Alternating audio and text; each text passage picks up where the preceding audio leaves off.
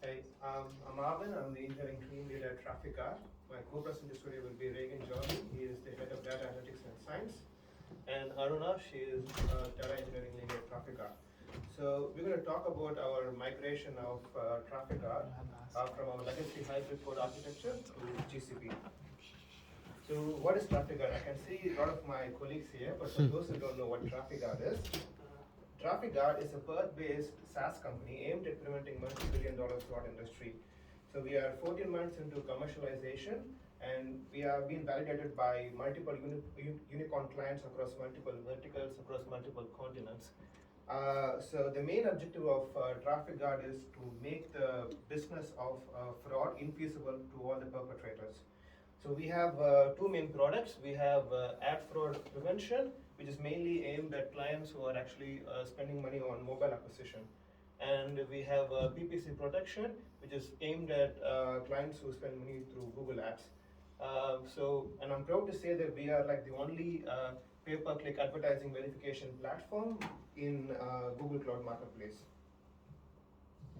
So this chart explains the growth of ad fraud. So it is projected to be somewhere around $100 billion in 2023.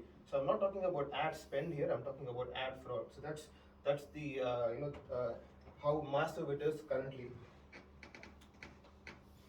These are some of our clients. So we have clients across multiple industries, betting, music platforms, ride sharing, etc. These are all our partners whom we work with, and some of the awards that we have won recently. So let's talk about the high throughput nature of Trafficar, because this is very important, on how we do this GCP migration. So on any given day, we receive around 700 million transactions across all our load balancers. Our data flows is currently processing around 1 terabyte of data every single day.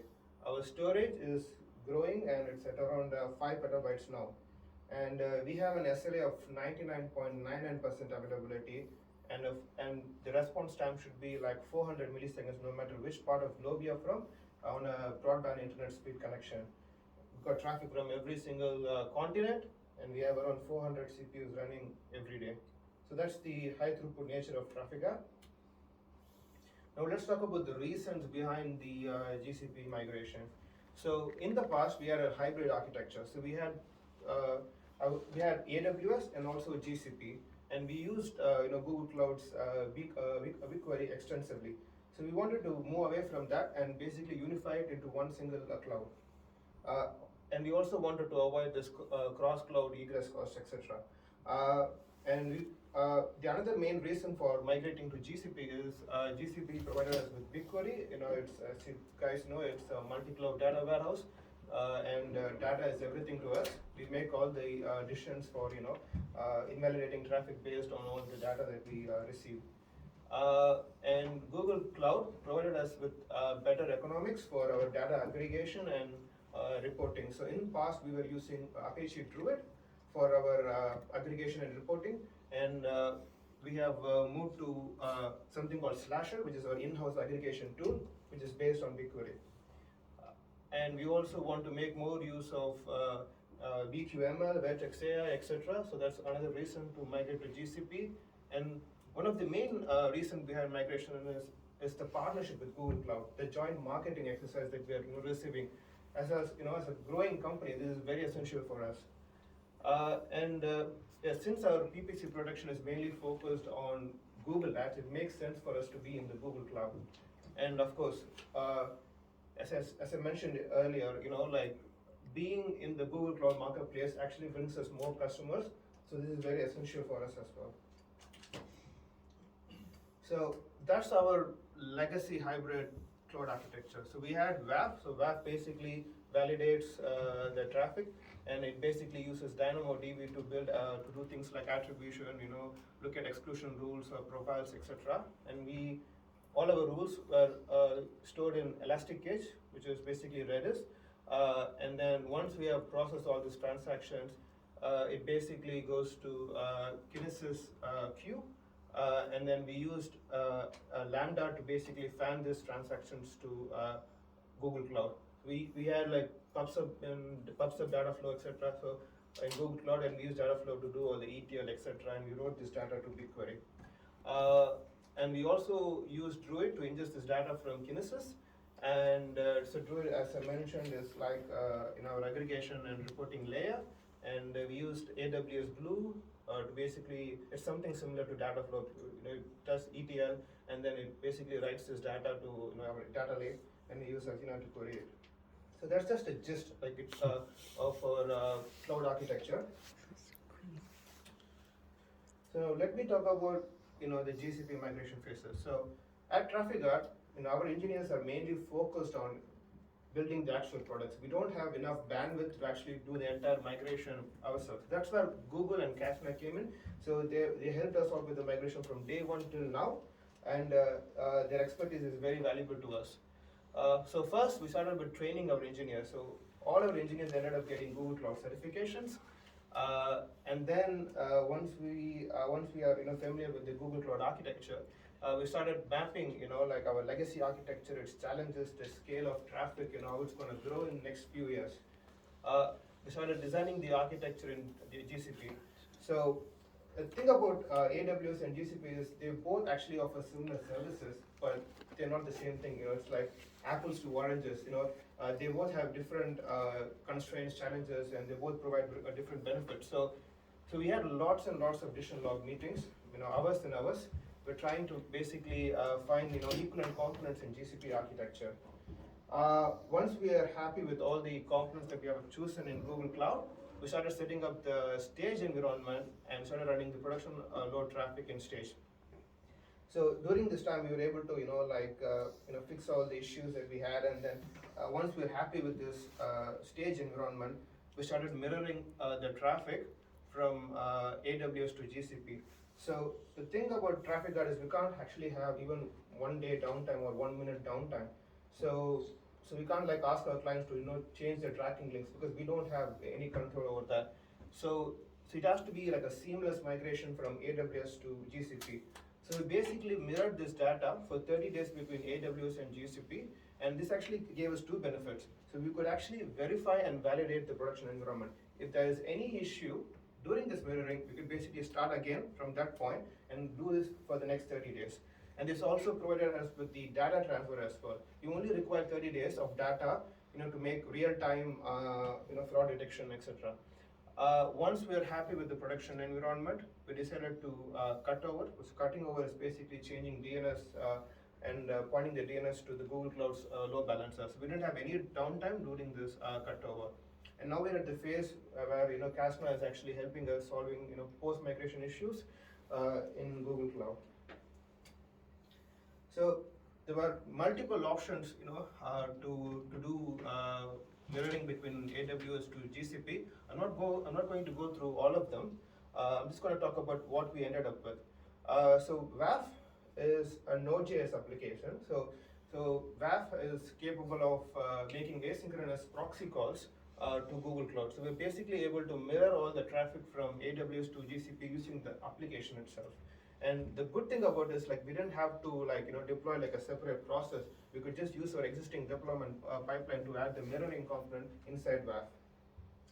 And the mirroring was flawless. We didn't have any issues, and all the data was actually transferred from AWS to GCP. Okay, so DynamoDB in our legacy architecture is like a one-stop NoSQL solution. We basically use it for everything. For attribution, enrichment of user journey, maintaining our exclusion rules, incrementing the penalty scores and stuff like that, and also for our feature profiles like user profiles, device profiles, etc. So we wanted to find something similar in GCP. So the requirements that we had was it has to be a key value NoSQL database. It had to be highly performant, continuous backup, multi-region replication. The most important thing is we needed secondary indexes in some of these NoSQL tables. And also, once the data, data's TTL is over, we wanted the data to be archived. So we don't pay extra cost for, storing this data. And of course, it had to be highly scalable and low latency. So I'm sure, Google Cloud engineers are familiar with all these three databases. So I'm not going to go too much detail into it.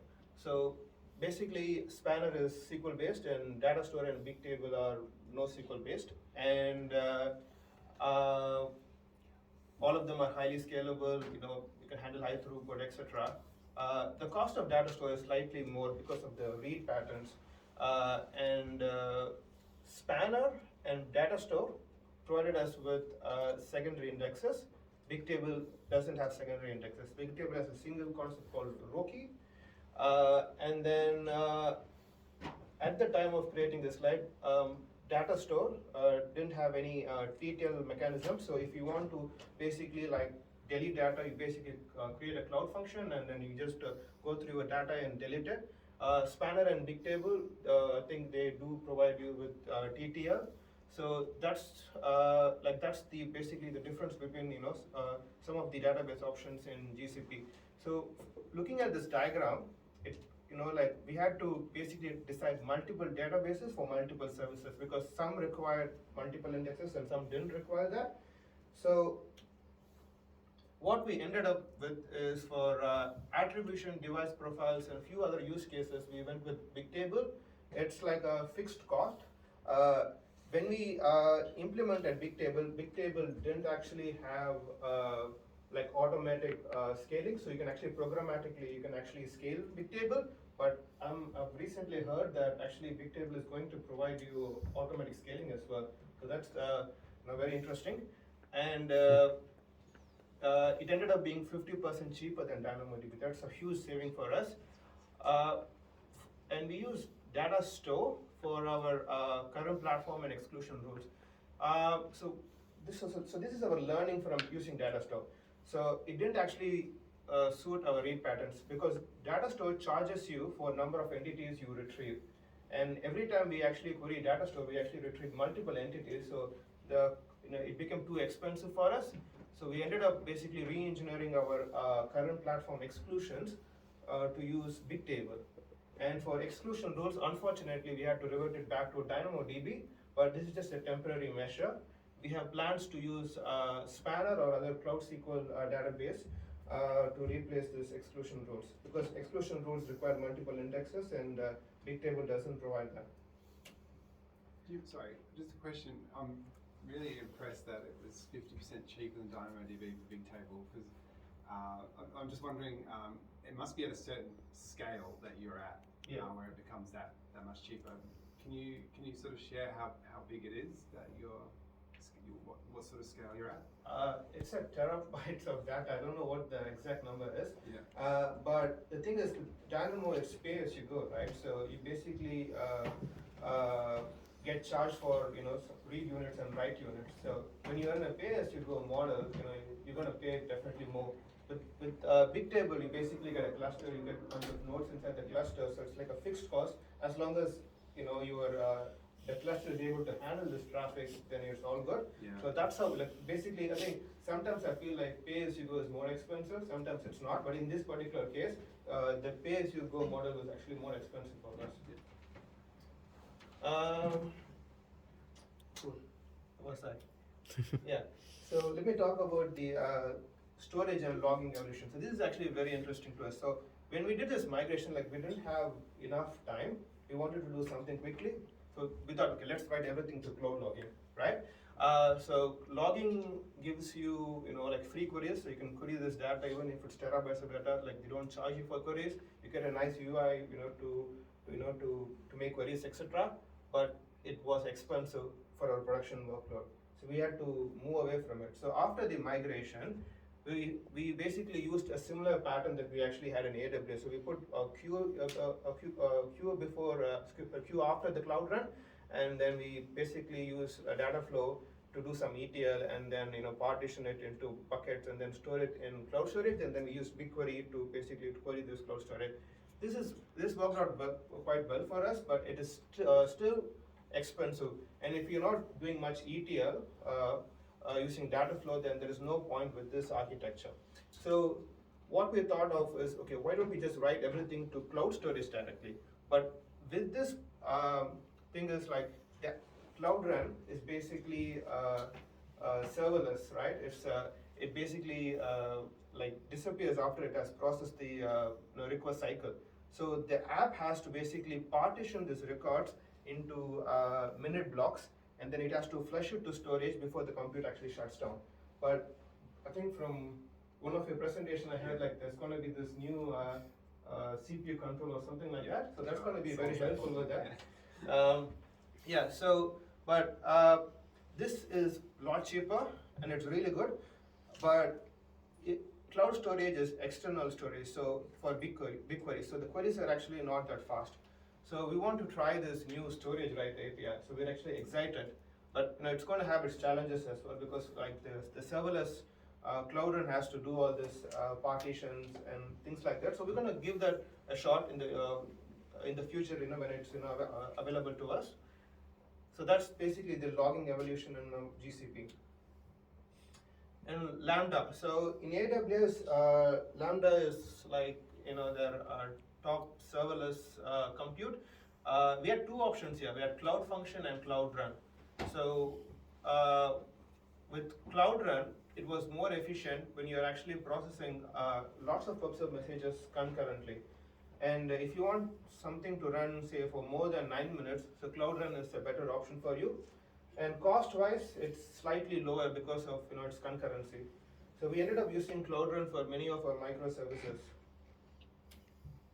And that's the GCP architecture. This is just a simplified version. Like if I put the entire architecture, this screen is not enough. And now the results of GCP migration. So we had a 50% reduction in NoSQL database cost. We replaced our Apache Druid with BQ based aggregation. It's called Slasher. Reagan and Aruna, they will talk more about it. So it's basically faster querying, much larger period of time, much larger time period, and then it's also very cost efficient compared to Druid. And GCP, we're making full use of data warehousing ML capabilities of GCP. We have infrastructure as code. Our previous DevOps guy is here. Thanks to him, so we have this new architecture here. And we have CI/CD setup for setting up alerts, and because we don't want to bother DevOps too much. So the developer can basically create all these alerts and data sets, etc. We have a better IAM structure. So we have enforced separation of duties on service account related roles. And we also have enforced separation of GCP projects across various departments and environments. So we can know basically which department is costing more. So if the data department is costing more, I point my hand towards them. But in AWS, everything was basically in one account, and then we would basically use labels to differentiate the pricing, etc. So this is a good architecture for us. So what's future? Future, we want to try Dataflow Prime. It sounds very promising because there is basically one single cost. It's called Dataflow Processing Unit, and then it actually includes ingestion, CPU, and memory. So there's one single cost, and we're expecting it to be 66% cheaper than the Dataflow that we're currently using. The other thing that we want to try is BQ Storage Write API. But there are some challenges with it because the app itself has to basically, the app is responsible for, writing the records, etc. But, I think once we have the API, we'll give it a shot. We want to reserve compute instances to reduce cost. We also want to try spot or preemptible instances, but it is not possible with the instance group architecture. It's quite difficult to do it, so we want to try through Google Kubernetes engine. And we want to replace DynamoDB, the last AWS item that is left, with Spanner or some Cloud SQL database. And we also want to try Spanner's timestamp bounds. Because our events actually occur very close to each other. There's only like 2 milliseconds actually difference between the one event and next event. And if you're not able to deduplicate events, then fraud can happen very easily. So to prevent that, we're going to try the Spanner's timestamp bound. That looks very interesting. So that's all the future plans. So now I'm going to give it to Reagan Jolly. So he's going to talk about the analytics and science migration story.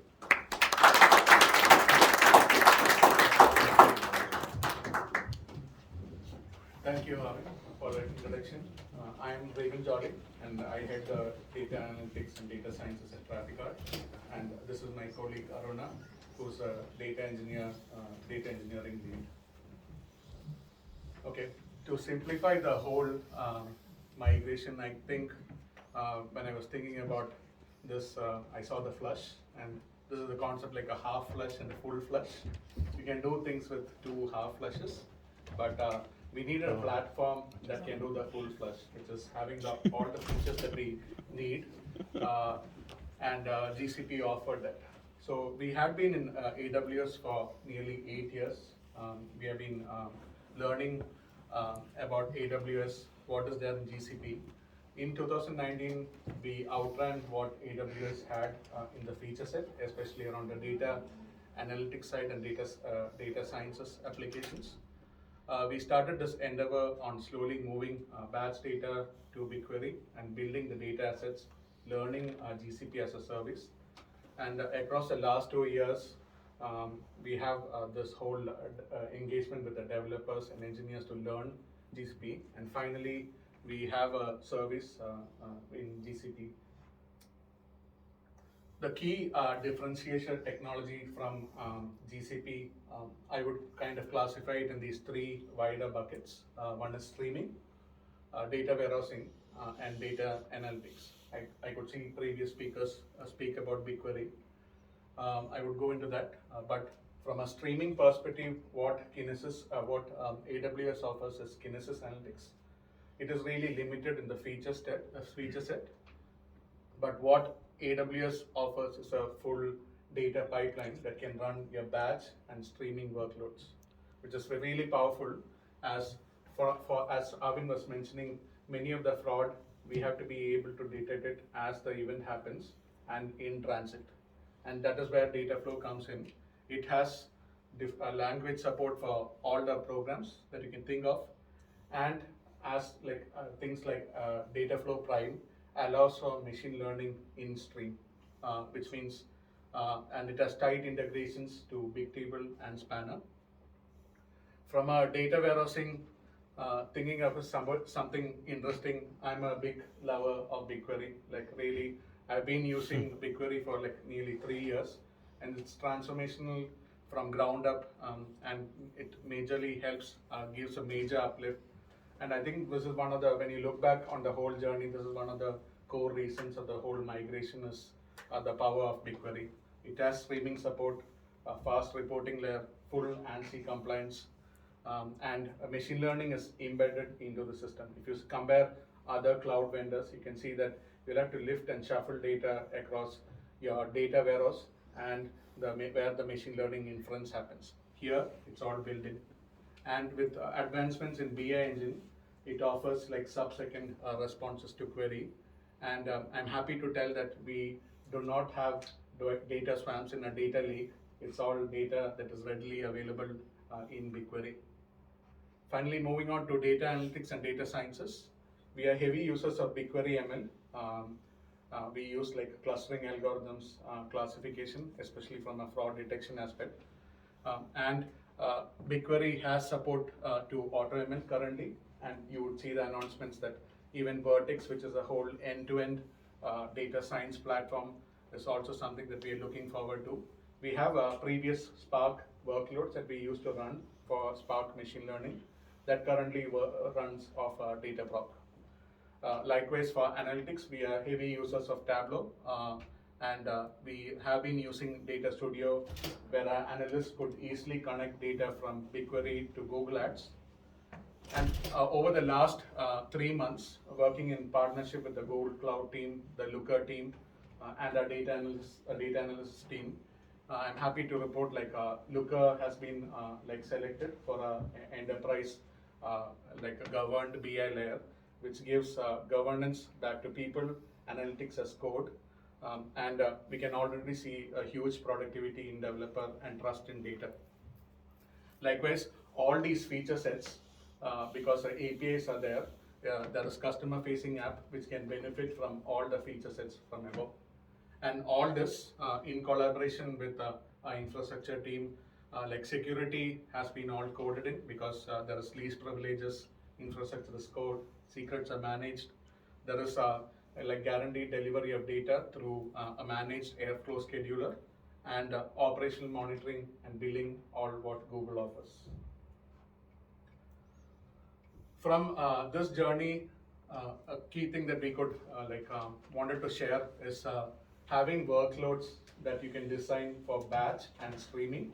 At our scale, you would see the technology choices that we made, like Dataflow and BigQuery, allows for batch and streaming.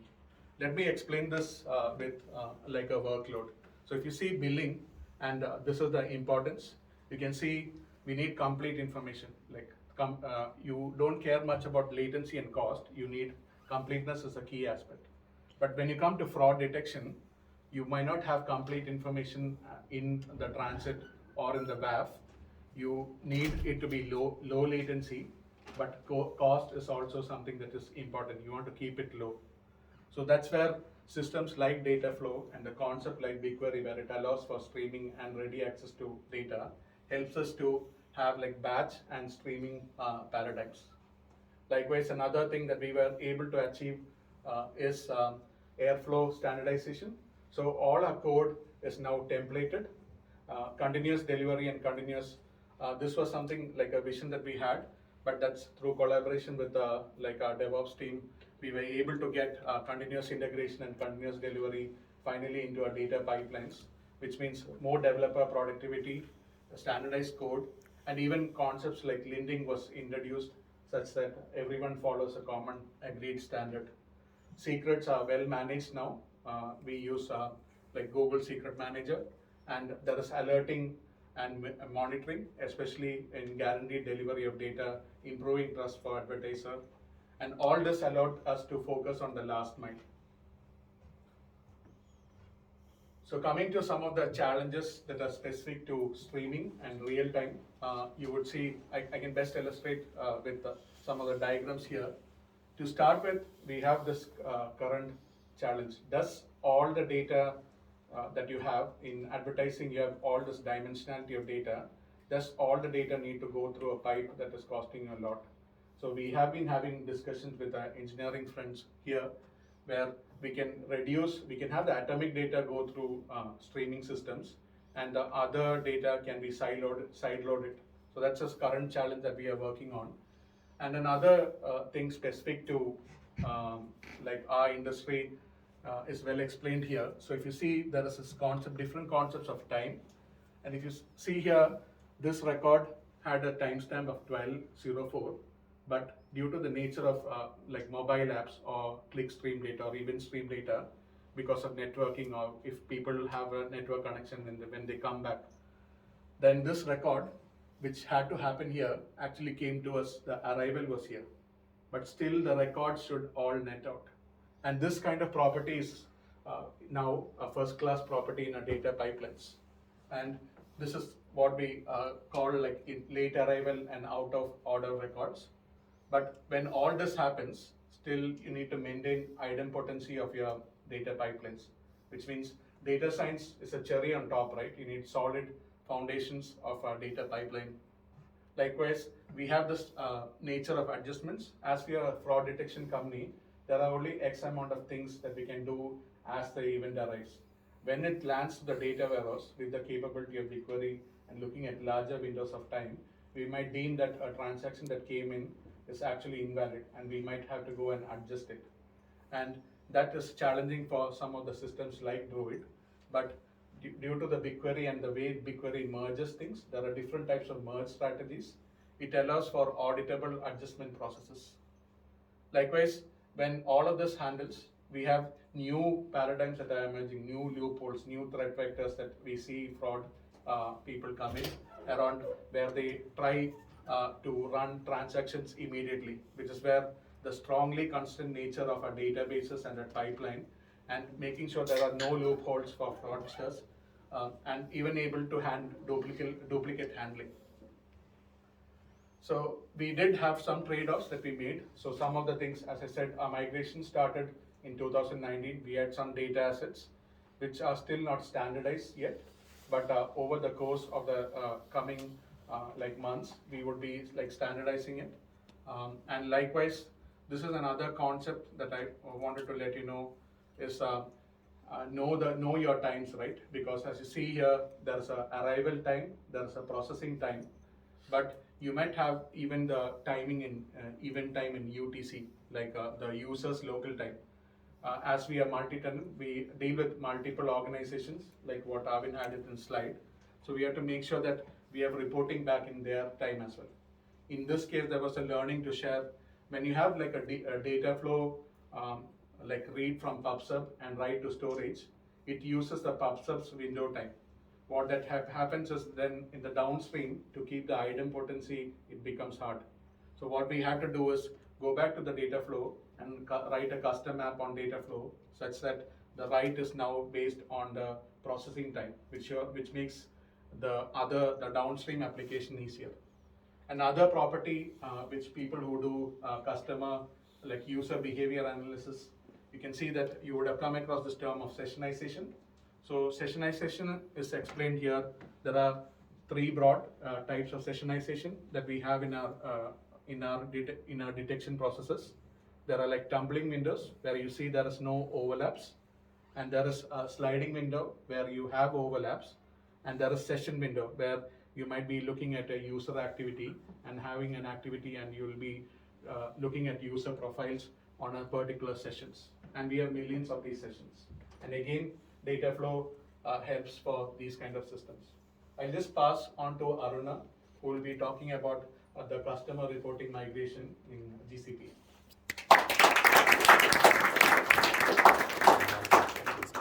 Thank you, Regan. Hello, everyone. So I'm going to talk about our customer reporting and the challenges and how we solved it. So our customer reporting is actually a time series reporting. So it's kind of like so at any given point of time, by any dimension, countries or city, so how many clicks and how many clicks and impression happen. So that's the time series reporting. So the challenges, the time series reporting is dimensionality, like I mentioned. The dimensionalities are countries, cities. You have to know about more dimension, then only you get to know about the data. The next one is the cardinality. Cardinality is kind of like a uniqueness of the data. So for here, the example in the landing page has a more unique data than the country. Country is just 195 countries, but the landing page can vary. So this uniqueness of the data affect the speed of the queries and then reporting speed. And adjustment, like Regan said, we are having a post-install detection. So we have to adjust the transaction at any point, and it needs to be auditable. So we have to know what we have adjusted, what was the previous state and current state. And then longer period queries, because we are having lots of data, years of data sitting in storage. So we need a longer period queries, and it should not time out. And everything should be achievable by the cost efficient manner and flexible system. And obviously scaling. Scaling is the both compute side and storage side. So these are the challenges we face when it comes to the time series. And in legacy, kind of like in AWS, we have used Druid. Druid was really good. It worked for us nearly 3 years. Druid is a real-time aggregation system, and it has a very good visualizations, but it's not fully solved our challenges. When it comes to the cardinal issues or something, the timeout used to happen for us. And in Druid, the storage and compute engines are kind of like a coupled one, and there is no on-demanding. And also when it comes to the adjustment, Druid don't have any update system or any you can go and update it or merge it, or there is no concept in Druid. And also when it comes to the longer, because we are having more dimensionality, so longer queries are keep failing. But apart from these reasons, actually why we have moved it from Druid to BigQuery is when we were migrating from AWS to GCP, there is no GCP solution in Druid.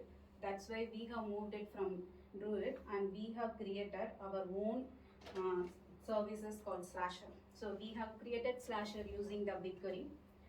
So like Arvind and Regan said, the data is coming from PubSub through Dataflow and it going into the Google storage system.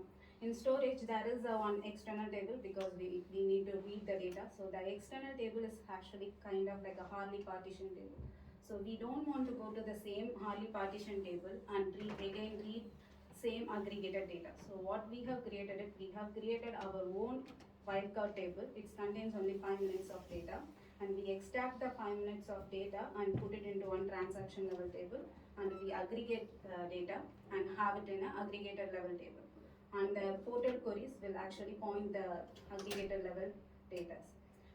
But this system actually solved us lots of our challenges like a cost and scaling and longer period of queries.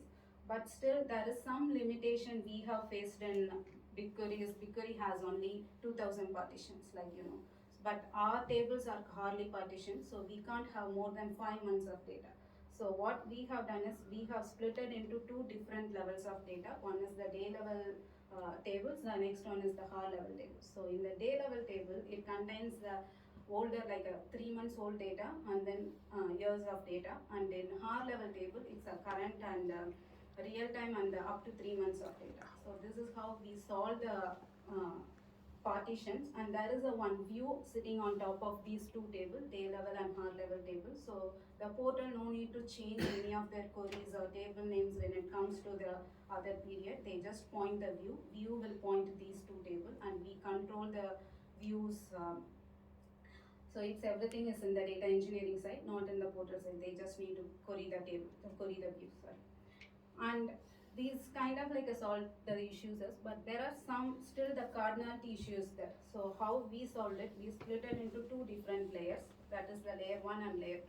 So the layer 1 contains the high cardinality and more dimensionality of the data, and layer 2 is just a low cardinality and less dimensionality. So when the portal query the table, so they first always go to the layer 2 table and query it, and if that field is not available, then only they go to the high cardinality layers. So the cost also control and speed is also more, because the cardinality and dimensionality used to cost the speed. But still the cardinality issue is there, because we have split it into two layers, but still we haven't controlled the cardinality of any fields. So what we have done is we have created one more table, that is the cardinality estimator. So what it do is it just go to the layer 1 table, and then every day it's just count the uniqueness of every field. So using the HHL count, the hyperlog log count. So if the field actually, any of the field reach some limitation, we stop recording the data for those fields. So it's all the fields contain kind of like some limitations of the data. And this is how we solve the cardinality and dimensionality. Because of this one, we have achieved kind of like a 95% of our queries returning within a 10 seconds. And then adjustment process, it becomes very easy because everything is in BigQuery. We can use the merge, and then there is a auditability also is how with the process of the adjustment.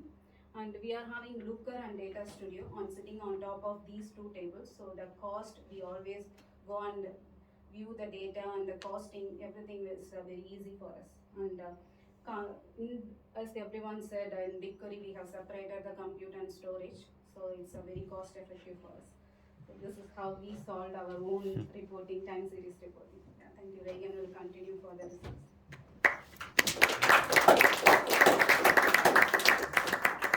Yeah, just to summarize all this work from both the financial aspect as well as the performance. As we told, like we have retired this concept of data lake, which means storing data in S3 and then making it available. So data is already readily available, which means that second layer of data, we don't store it, which means like 90% reduction of our storage cost. And from a customer reporting standpoint, for the longer running queries, we have like 65% improvement. And in fact, like even we don't have like query timeouts and things like that. So much improved experience for our customers. We have 50% reduction in the reporting costs, both in terms of like licensing as well as the running the servers from Druid. What all this enables, as I said, there's a real-time nature of advertising and a focus on last mile, which means pushing the product, looking at new threat vectors, and we want to like continue our focus on real-time detection for our customers, and we want to do these enrichments of like user profiles, user journeys, like marketing journey, and all this enabled by data flow, Bigtable, and Spanner. And this has been this is something that I'm like really proud of the team, both Looker as well as Google Cloud and Traffic Guard, where we could get something like really confident. Like we have real confidence on Looker because it's an end-to-end platform that gives trust back to our internal teams so that they can go educate our customers. So we are looking forward to really a good experience with Looker. And one of the key things which BigQuery revolutionized is like machine learning used to take like 6 months from talking and all that. But now any developer who or any like there's this concept emerging called citizen data scientist. Anyone who has skills of BigQuery can go talk to the data and then actually do data science in hours and days, but definitely not in months. So it has revolutionized revolutionized data science capabilities. Developer productivity is much more, and then we don't need to manage multiple infrastructures because we are not infrastructure people. Like we are people focusing on the last mile. And if all this sounds exciting, we are hiring across departments. Like we have, like we are in this hyper growth mode. Like lots of advertisers are coming in, and I wanted to especially thank all our engineering team, like the data science team, our previous infrastructure team members, as well as Richard and Alex, who was always there giving us confidence, and the Kasna team. Who helped us with all the technical complications that we had. But thank you. Thank you.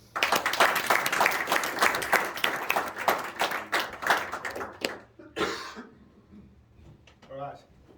Thank you very much, everyone, for coming.